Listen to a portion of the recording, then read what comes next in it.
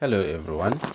Okay, so welcome back to another section where we are going to talk about templates. Okay, so in this section, before we dive into templates, I just want to, because in the previous video you see our return HTTP response redirect was matching, was in line with else, but right now just press tab so that it aligns with this. Okay, because if you don't do that, then your it won't work, right?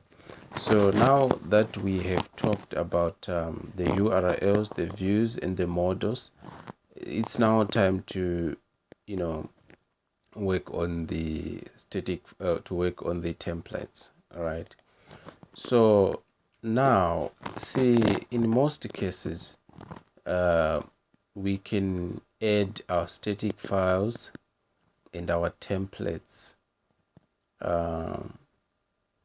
inside our project, but the best practice and the recommended one is to add templates specific to the app that you are working on. Okay, so that's what we are going to do. So right now we are going to create templates into this. So for me, I'll just create a directory here, and then I'll say templates. Right, inside the templates, I'll also create a directory and I'll call it polls. I'll give it the name of our poll, right? And the same we will also do for static files. So we are going to create a directory where we call just static. All right, so static, and inside there we'll just create two directories. Then the other we'll call images, and the other we just call CSS, right? So where we can add our CSS. So these static files are specific to this image. They only affect this application. Okay, so let's say you have two applications in a single project, then you can add static files for each and every page. All right, that will only affect that specific application or particular application that you are working on. So cool, let's create our templates. All right, so we are going to create index.html and inside there, but for now I think we may close admin, we may close model. I don't think we will need to use them again. We'll only need to keep views, right, for now. So if you check inside the polls, we have index. All right, and let's create another template there. Let's create detail.html. Okay, and let's also create results. All right, results.html. Cool. I think this will have to relate with because here you see detail, that's the vote to make use of the detail page, results, detail, and then index. So these are only three the three what do you call them, the three templates that we need. Okay, don't mind me. All right, but let's just also add the CSS file. So for me, I'll just say style.css. Okay, so that's fine.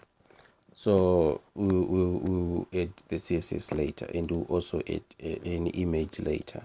But for now, let's focus on the index, right? The index page. Okay, so the way to do it now on the index page, okay, so what we need to do is we are going to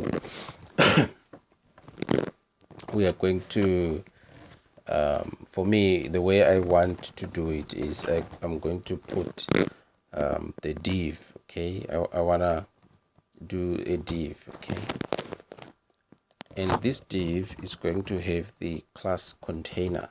Okay, and I will put everything inside there. All right, just to center, to center it, right? So that will be fine, but it's not a big deal. We can ignore this. All right, so let's just continue. Let's use the curly braces. Okay, we call it curly braces. So %, then we load static.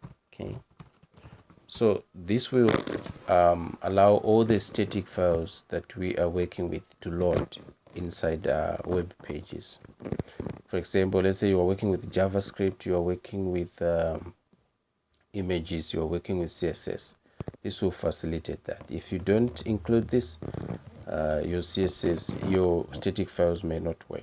Okay, but right now I also want to show you how you can add CSS to your web pages. Okay, so the way to do that is you use the link, you see, because we want to add the CSS. So the way to do it is, you say, and then you specify that it's static. Okay, and then you have to specify the path where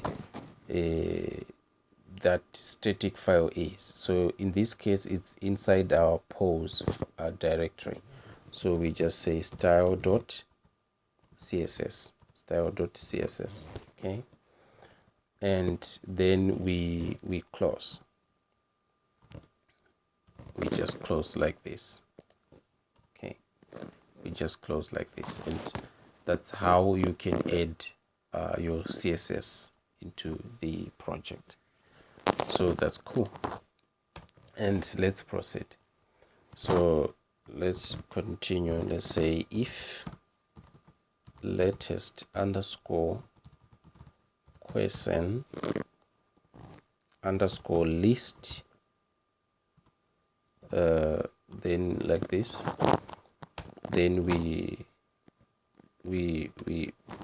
add an unordered list, right? And inside the unordered list, then we display a question, right?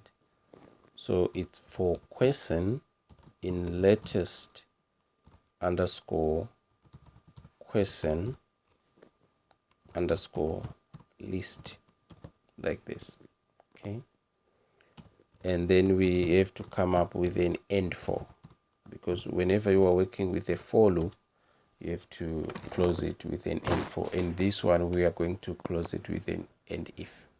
Okay, so this for loop, if you understand Python very well, you understand that we use a for loop to retrieve something. Okay, let's say you want to retrieve a list of things, so you use a for loop. So that's why we are using a for loop here. So we are saying from the question in latest underscore question. So you see, now this will allow us to retrieve every question in our model. Okay, but in this case we will only output 5 questions. Let's say we've created 5 questions in our database. Let's say we've created 10. It will only output 5 because we specified it in our view function. So let's proceed to do that. So we are going to use a list tag there. So, and inside that we use a link tag, which is an a tag. Okay, so then we specify that, then we use the URL, and now that's where we use namespacing, because we have set the name of our application as a prefix. So we use it pose, and then we specify that we want to fetch a single question. Mind you, we want to retrieve a single question. Okay, and then we close, and then inside the a tag, that's where we add the question. So the way to do it is you use the question. So you say question dot question underscore text. and that way we will be able to output the question, right? So basically this is how we do it. Okay, so we have added this pose detail question ID so that when you see we have our question text will be inside a link tag, that is an A tag, okay, which means we will be able to click. Remember, it will be displayed on the list, on the list page, okay, and we click on the single question to get to the detail page where we get to see that detail view, to get to see the single question where we can vote. Okay, so that's why we have added, this is a link to the detail page, but we have put it inside the list, the list page, okay, so that it's easier for us. So that's perfect for now, and let's create okay, that's cool. So let's proceed now. Let's say else, because whenever we use if we are not ending it with and if, then sometimes we may say if else. I think you may understand, because we use if statements when we are making decisions, okay? It's like in this context we are making decisions. We are saying if questions are available in the latest question list, then proceed to display them. Okay, that's what this lines of code, the line of code is saying to us. If questions are available in the latest question list, then proceed to display them using a for loop. Okay, that's what we are saying here. So let's proceed, and then let's say else what? Let's use a paragraph tag. Okay, else no polls are available. All right, and then we close the and if. So we have made a decision here.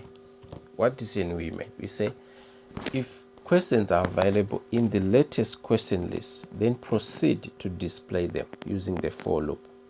Else, if there are no questions available, then show this message to the user that no polls are available. See, it's simple that way. So basically that's what we will, that's the list view, that's the index HTML page, okay, that will allow us to gather the index HTML plus the index view function plus the URL.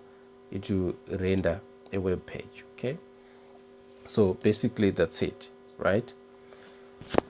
So let's proceed in the next section. Let's proceed to create a detail HTML. Let's populate it with the data. Okay, so let's meet in the next section.